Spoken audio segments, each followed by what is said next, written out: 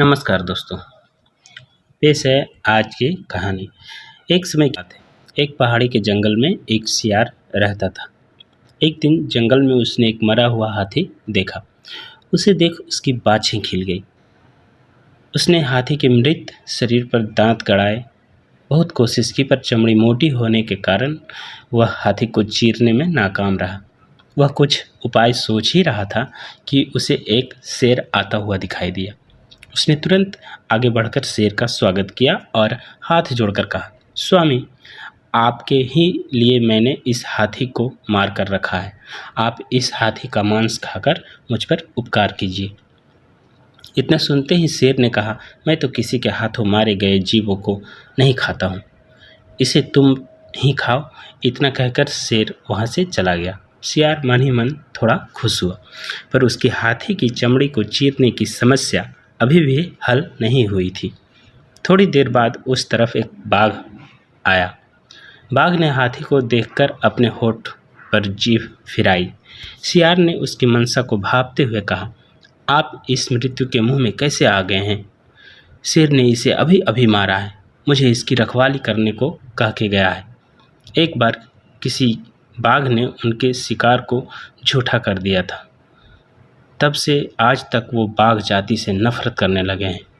आज तो हाथी को खाने वाले बाघ को शेर जरूर मार कर आएंगे। यह सुनते ही बाघ वहाँ से भाग खड़ा हुआ। कुछ समय बाद सियार को चीता आता हुआ दिखाई दिया।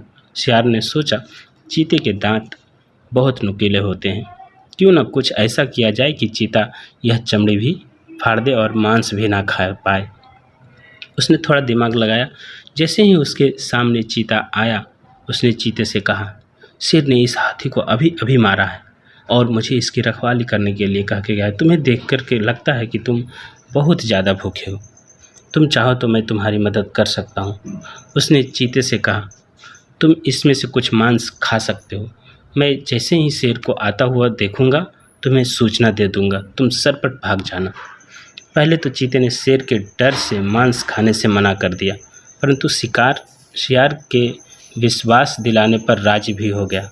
सियार ने थोड़ा दूर जाकर इधर उधर झांकने का दिखावा किया और तिरछी नज़रों से चीते पर नज़र रखने लगा।